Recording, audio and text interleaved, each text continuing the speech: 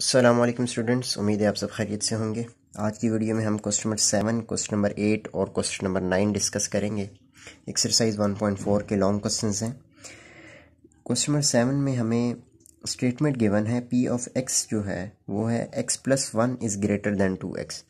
तो हमने कुछ ट्रूथ वैल्यूज़ बतानी है। ये आपको कुछ स्टेटमेंट्स गिवन है, इनको आपने यहाँ पर चेक करना है इस अकॉर्डिंग टू दिस स्टेटमेंट के ये ट्रू हैं या फिर फॉल्स हैं। So question number 7 first part हमारे पास है पी ऑफ 1 के पी ऑफ 1 जो है इसकी truth value according to this statement true है या फॉल्स है। तो हमने सिंपली क्या करना है कि x की जगह 1 पुट करना है। तो पी ऑफ 1 जो है ये आपका इक्वल आएगा 1 + 1 2 × 1। तो ये आ जाएगा 2 इज़ ग्रेटर दैन 2। अब देखें ये 2 जो है 2 के इक्वल है, तो यहाँ पर उन्होंने लिखा हुआ है कि ग्रेटर, तो इसको हम क्या कह देंगे कि ये इक्वेशन जो है ये हमारी क्या है, फॉल्स है। इसी तरह सेकंड पार्ट है पी ऑफ -1। सिंपली x की जगह हमने -1 पुट करना है। सो -1 + 1 इज़ ग्रेटर दैन 2 × -1। -1 + 1 तो ये आ जाएगा 0 इज़ ग्रेटर दैन -2। तो ये क्या हो जाएगी, ट्रू। पी ऑफ -2 x की जगह क्या आ जाएगा, -2 + 1 is greater than 2 × -2। So -2 + 1 -1 is greater than -4। सो ये भी आपकी क्या हो जाएगी, ट्रू हो जाएगी। इसी तरह इसका फोर्थ पार्ट जो है वो आपने यहाँ पे -2 की जगह +2 पुट करना है और बताना है कि इसकी ट्रूथ वैल्यू क्या है, ये ट्रू बन रहा है या फॉल्स बन रहा है। फोर्थ आपने कर लेना है। इसका फिफ्थ पार्ट देख लें।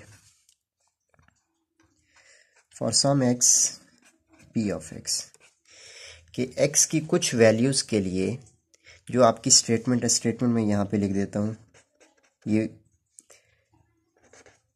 x+1 is greater than 2x कि x की कुछ वैल्यूज़ के लिए क्या ये स्टेटमेंट ट्रू है या नहीं है।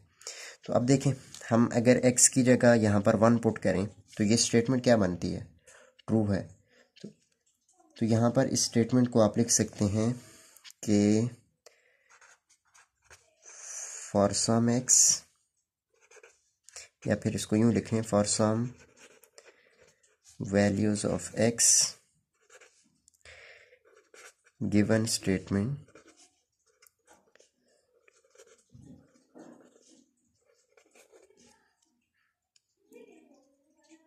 is true. So p of x is true. So ये आपके पास क्या आ जाएगी, ट्रू आ जाएगी। अब देखें, इसकी आप अगर कोई मैथमेटिकली एक एग्जांपल देना चाहें तो इसमें अगर मैं 1 पुट करूं, 1 + 1 इक्वल्स टू x की जगह भी 1, तो 2 इज़ ग्रेटर दैन 2, ये यहाँ पर फॉल्स आ जाएगी। सो इसको और कोई अगर हम यहाँ पे चेक करें, तो इसी तरह कोई और नंबर हम लेके चेक करते हैं। जैसे हमने यहाँ से ही एग्जांपल ले लेते हैं, पी ऑफ -1 था, तो इसके लिए क्या बन गई थी, इक्वेशन ट्रू आ गई थी। तो ये एक पे ट्रू है, अगर हम -1 पुट करेंगे तो ये स्टेटमेंट हमारी ट्रू आ जाएगी। सो अगर किसी एक वैल्यू के लिए भी आपकी कोई ये वाली स्टेटमेंट ट्रू है तो इसको हम ट्रू कह सकते हैं कि for some x p of x is true. अगर x की जगह -1 आ जाए तो ये स्टेटमेंट ट्रू है, सो इसको हम ट्रू कह सकते हैं। इसी तरह इसका नेक्स्ट जो पार्ट है वो है for all x P of x. हमने देखा कि for all x P of x के लिए कि x की सारी वैल्यूज़ के लिए तो ये वाली स्टेटमेंट आपकी ट्रू नहीं है। स्टेटमेंट कौन सी है हमारे पास, x+1 is greater than 2x, कि हमने देखना है कि x की हर वैल्यू के लिए क्या ये स्टेटमेंट ट्रू है या नहीं। तो हर वैल्यू के लिए तो ट्रू नहीं है। अगर मैं यहाँ पर 1 पुट करूँ, यहाँ पे 1, तो ये तो स्टेटमेंट फॉल्स हो जाएगी। अगर ये किसी एक स्टेटमेंट के लिए भी फॉल्स है तो for all x P of x क्या हो जाएगी, इसको हम कह सकते हैं कि ये हमारी फॉल्स हो जाएगी। नेक्स्ट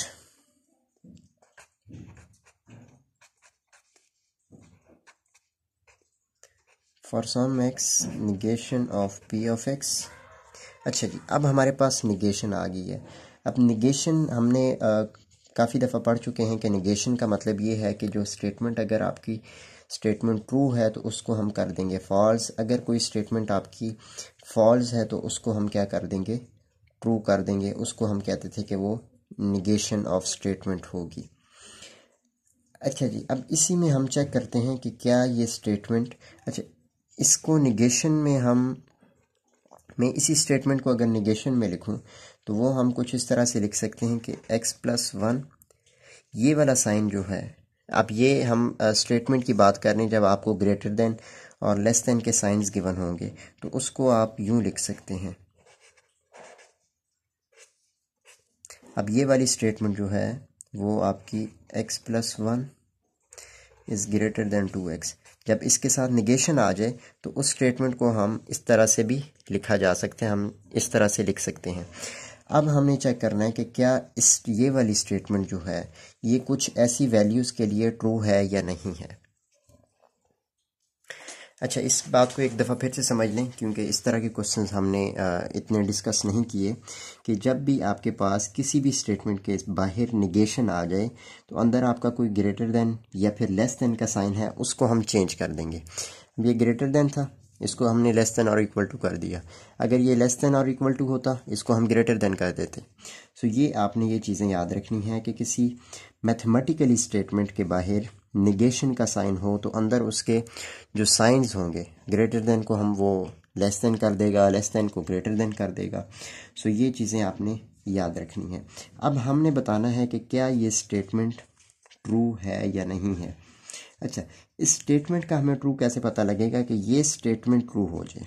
अब ये स्टेटमेंट ट्रू कब होगी, यहाँ पे हम 1 पुट कर दें, 1+1 इज इक्वल्स टू, यहाँ पे 1 पुट करें, ये भी 2 ये भी 2, ये 1+1 इक्वल्स टू 2 इंटू 1, तो 2, अब 2 इज इक्वल्स टू 2 बन गई है। तो इसका मतलब कि ये स्टेटमेंट जो है ये आपकी ट्रू है। सो इस स्टेटमेंट को हम कह सकते हैं कि for some x negation of p of x is true। Last part इसका वो हमारे पास है for all x negation of p of x।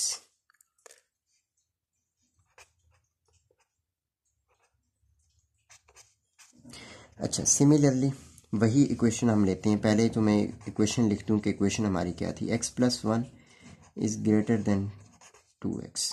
ये स्टेटमेंट है हमारी, इसको मैं ब्रैकेट में लिख रहा हूँ। अब देखें कि इस स्टेटमेंट के साथ जो साइन यूज़ हुआ है वो कौन सा है, निगेशन का। तो इसको मैं निगेशन लगा देता हूँ बाहर, ब्रैकेट के बाहर। जब इस स्टेटमेंट के साथ निगेशन आ गई है तो इसका मतलब क्या है कि x+1 इसको हम चेंज कर देंगे। सिंपली आपने यही करना है कि स्टेटमेंट को चेंज कर दिया। अब आपने चेक करना है कि क्या ये स्टेटमेंट हर वैल्यू के लिए, अब आपने इस स्टेटमेंट को नहीं देखना, अगर निगेशन आ गया तो उसके बाद आपने इस वाली स्टेटमेंट को देखना है कि क्या ये स्टेटमेंट हर वैल्यू के लिए ट्रू है या नहीं है। देखिए, अगर मैं यहाँ पे 3 पुट कर दूँ, 3+1 ये तो आ जाएगा 4, यहाँ पे 6 इक्वल तो नहीं है, ठीक है। तो कुछ वैल्यूज़ ऐसी यहाँ पे 0 पुट कर दें तो ये आ जाएगा 1 और ये आ जाएगा 0, तो ये भी इक्वल नहीं है, या फिर ये छोटी टर्म है ये बड़ी टर्म बन जाएगी। सो यहाँ से आप में पता लगता है कि x की कुछ ऐसी वैल्यूज़ हैं जिनके लिए ये स्टेटमेंट फॉल्स है। अगर x की कुछ वैल्यूज़ के लिए ये स्टेटमेंट फॉल्स है तो फिर हम कह सकते हैं कि for all x negation of p of x is false। सो ये था आपका क्वेश्चन नंबर 7। सिंपली इसमें कोई मुश्किल चीज़ नहीं थी, सिर्फ ये था कि निगेशन का साइन यहाँ पे आया, और निगेशन का साइन अगर आ जाए तो अंदर जो मैथमेटिकली स्टेटमेंट है उसमें ग्रेटर देन के साइन को आपने लेस देन कर देना है, अगर लेस देन का साइन है तो उसको आपने ग्रेटर देन कर देना है। और बाकी फॉर सम एक्स का मतलब ये है कि एक्स की कुछ वैल्यूज़ के लिए आपकी स्टेटमेंट ट्रू होनी चाहिए। फॉर ऑल एक्स का मतलब ये होगा कि आपकी एक्स की हर वैल्यू के लिए आपकी जो स्टेटमेंट है वो ट्रू होनी चाहिए। सो इसी के साथ क्वेश्चन नंबर 7 हमारा ख़त्म हो चुका है। Next question, question number 8। Question number 8 में हमें कह रहा है कि determine the truth values of each of these statement if the domain consist of all integer. कि अगर डोमेन ऑल इंटीजर्स हैं, पॉजिटिव भी नेगेटिव भी। तो हमने बतानी है कि ये जो स्टेटमेंट हमें गिवन है इनकी ट्रूथ वैल्यूज़ क्या हैं, ये ट्रू हैं या फिर फॉल्स हैं। सो फर्स्ट पार्ट इसका करते हैं। फर्स्ट पार्ट है for some n is equals to -n, कि n की कुछ वैल्यूज़ के लिए ये जो है ये इक्वल है। अब देखें कि n की कोई ऐसी वैल्यू है जिसके लिए ये दोनों इक्वल हों। अगर मैं यहाँ पर n की जगह 0 पुट कर दूँ तो ये भी 0 हो जाएगा और ये भी 0 हो जाएगा। इसका मतलब कि n की कुछ वैल्यूज़ के लिए for n is equals to 0 अगर हम पुट करें तो ये स्टेटमेंट क्या हो जाएगी, ट्रू हो जाएगी। इसी तरह इसका second part, for all n 3n is greater than less than और इक्वल्स टू 4n, कि n की हर वैल्यू के लिए 3n जो है ये लेस देन है 4n से या फिर इक्वल है। सो इस स्टेटमेंट को अगर देखें तो हम यहाँ पर कुछ वैल्यूज़ पुट करते हैं। अगर मैं -1 पुट करूँ तो ये आ जाएगा -3, ये आ जाएगा -4। अब ये -3 बड़ा है, -4 छोटी टर्म है। तो एक वैल्यू के लिए भी अगर ये स्टेटमेंट आपकी फॉल्स है तो इसका मतलब कि ये स्टेटमेंट आपकी क्या हो जाएगी, फॉल्स हो जाएगी। Third part,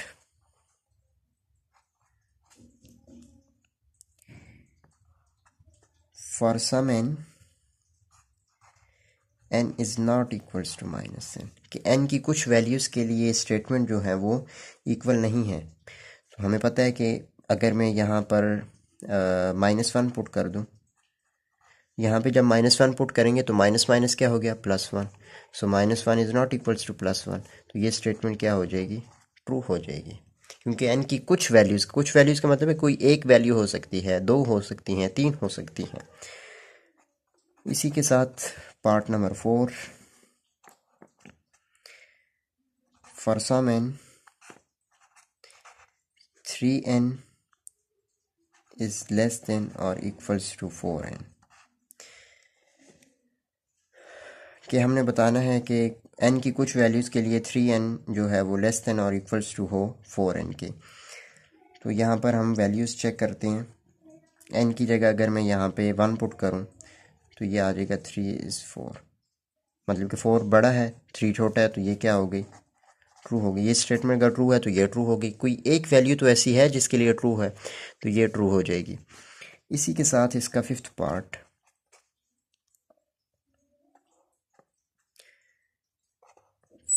for some uniqueness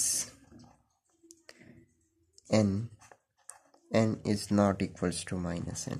अच्छा जी, ये साइन हम पढ़ चुके हैं कि हमने जब क्वांटिफायर्स पढ़े थे तो उसमें ये वाला साइन हमने पढ़ा था कि यूनिक क्वांटिफायर की क्वांटिफिकेशन। तो हमारे पास n की कोई एक ऐसी कोई ख़ास वैल्यू जिसके लिए n फॉल्स हो, मतलब कि n की अगर यहाँ पर 1 आए तो 1 के लिए अगर फॉल्स है तो और किसी टर्म के लिए फॉल्स नहीं होनी चाहिए, सिर्फ एक टर्म्स के लिए फॉल्स होनी चाहिए, कोई एक यूनिक टर्म के लिए फॉल होनी चाहिए। अगर मैं 1 पुट करता हूँ तब ये स्टेटमेंट ट्रू है, ठीक है, मतलब कि अब स्टेटमेंट ये होल्ड कर रही है। अगर ये किसी और टर्म के लिए ट्रू होती है तो फिर ये स्टेटमेंट को हम कहेंगे कि ये होल्ड नहीं कर रही। अब मैं यहाँ पे पुट करता हूँ 2 इज़ नॉट इक्वल्स टू -2, तो ये फॉल्स अब भी होल्ड कर रही है। कोई और टर्म हम चेक करते हैं। अगर मैं यहाँ पे 0 पुट कर दूँ, 0 इज़ नॉट इक्वल्स टू 0, तो ये स्टेटमेंट तो फॉल्स हो गई, क्योंकि 0 और 0 तो इक्वल है। सॉरी, ये ट्रू है, ये स्टेटमेंट हमारी फॉल्स हो गई। जब ये स्टेटमेंट ही फॉल्स हो गई तो इसका मतलब क्या है कि ये वाली स्टेटमेंट कुछ ऐसी वैल्यूज़ हैं जिनके लिए इक्वल नहीं है और कुछ वैल्यूज़ ऐसी भी हैं जिनके लिए इक्वल है। अगर मैं 0 पुट करता हूँ तो फिर ये स्टेटमेंट फॉल्स हो रही है। अगर मैं यहाँ पर 2 पुट करता हूँ तो फिर तो स्टेटमेंट ट्रू है, ठीक है, ये स्टेटमेंट फिर ट्रू बन जाएगी। अगर मैं यहाँ पर कोई और टर्म पुट करते हैं, यहाँ पर हम फ़र्ज़ करें मैं 6 पुट करता हूँ तो 6 is not equals to -6, -6 put करते हैं तो वो भी नॉट इक्वल्स टू +6। सो 0 के अलावा कोई ऐसी टर्म नहीं है कि जिनके लिए ये स्टेटमेंट जो है वो ट्रू हो। सो इन केस हम इस स्टेटमेंट को क्या कह देंगे कि ये क्या है, फॉल्स कह देंगे। तो ये इसको हम कह देंगे कि ये फॉल्स है। लास्ट पार्ट,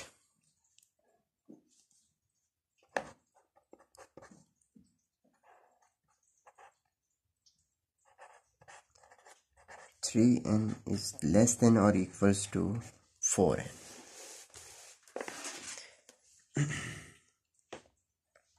अच्छा जी, कि हमने चेक करना है कि 3n जो है वो लेस देन और इक्वल्स टू 4n है, n की कोई एक ऐसी ख़ास वैल्यू के लिए। तो यहाँ पर 0 के अलावा अगर मैं 0 पुट करूँ तो फिर तो ये इक्वल आ जाएंगी, ठीक है। अगर मैं यहाँ पर 5 पुट करूँ तो ये इस साइड पे आ जाएगा 15 और इस साइड पे आ जाएगा 20, मतलब कि ये स्टेटमेंट तब भी ट्रू है। तो एक से ज़्यादा वैल्यूज़ के लिए स्टेटमेंट ट्रू बन रही है। तो अगर एक से ज़्यादा वैल्यूज़ के लिए स्टेटमेंट ट्रू हो तो तब हम इस स्टेटमेंट को क्या देंगे कि ये स्टेटमेंट हमारी फॉल्स है। तो इस स्टेटमेंट पे भी आप लिख सकते हैं कि ये स्टेटमेंट आपकी क्या है, फॉल्स। सो ये थी आपकी एक्सरसाइज 1.4 क्वेश्चन नंबर 8। इसी तरह क्वेश्चन नंबर 9 जो है इसके भी 4 पार्ट हैं। हाँ, 1-2 पार्ट हम कर लेते हैं।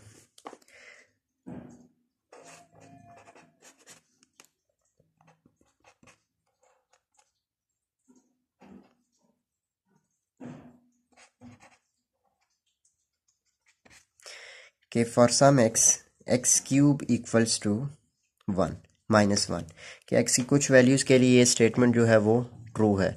अगर मैं -1 पुट करूँ, -1 का cube equals to -1, -1 equals to -1, तो ये स्टेटमेंट क्या हो गई, ट्रू हो गई। किसी एक वैल्यू के लिए ट्रू है तो ये स्टेटमेंट ट्रू हम कह देंगे इसको। इसी तरह नेक्स्ट पार्ट वो है, यहाँ पे यूनिकनेस आ जाती है कि x की कोई ख़ास वैल्यू, कोई एक ऐसी वैल्यू जिसके लिए ये स्टेटमेंट ट्रू ही है, तो वो स्टेटमेंट आपकी कौन सी होगी। अगर हम -1 पुट करते हैं तो स्टेटमेंट ट्रू है, अदरवाइज़ और किसी स्टेटमेंट के लिए अगर यहाँ पे 0 पुट करें तब भी ये फॉल्स है, 2 पुट करें, 3, 4, -1, कोई -1 के अलावा कोई ऐसा नंबर नहीं है जिसके लिए ये स्टेटमेंट ट्रू हो रही है। सो अगर बेशक यहाँ पे यूनिकनेस आ जाए x क्यूब इक्वल्स टू -1, तो तब भी ये स्टेटमेंट क्या होगी, ट्रू होगी। इसका जो थर्ड पार्ट है, फॉर ऑल x, अगर फॉर ऑल x आ जाए x क्यूब इक्वल्स टू -1, तो हमें पता है कि फॉर ऑल x की हर वैल्यू के लिए ये स्टेटमेंट ट्रू नहीं है, क्योंकि अगर हम 2 पुट करते हैं तो फिर तो ये स्टेटमेंट फॉल्स हो जाएगी, 3 पुट करते हैं स्टेटमेंट फॉल्स हो जाएगी। तो इस फॉर ऑल x के लिए भी आपकी स्टेटमेंट क्या हो जाएगी, फॉल्स हो जाएगी। एक और पार्ट है इसका, पार्ट 4, वो है x स्क्वायर इक्वल्स टू -1। तो यहाँ पर है फॉर सम x की कुछ वैल्यूज़ के लिए, अगर मैं -1 पुट करूँ तब भी पॉजिटिव है, अगर मैं 2 पुट करूँ तो तब भी ये स्टेटमेंट हर तरीके से स्टेटमेंट फॉल्स है, इसको हम ट्रू नहीं कह सकते। तो किसी भी ऐसी रियल नंबर का स्क्वायर जो है वो नेगेटिव नहीं है, तो हम इसको कह देंगे कि ये स्टेटमेंट हमारी फॉल्स है। तो ये क्वेश्चन नंबर 9 को मैंने थोड़ा सा डिस्कस किया है, आपने इसको सॉल्व कर लेना है। बाकी उम्मीद है आपको समझ आ गई होगी। नेक्स्ट वीडियो में हम इंशाल्लाह क्वेश्चन नंबर 10 से आगे सॉल्व करेंगे। 10, 11, 12, 13, 14 और 15 इनको इंशाल्लाह डिस्कस करेंगे और तकरीबन हमारी ये एक्सरसाइज फिर कंप्लीट हो जाएगी। अगर वीडियो अच्छी लगी तो लाइक करें, शेयर करें, चैनल को सब्सक्राइब करें। नेक्स्ट वीडियो में इंशाल्लाह आपसे मुलाकात होगी, तब तक के लिए अल्लाह हाफिज़।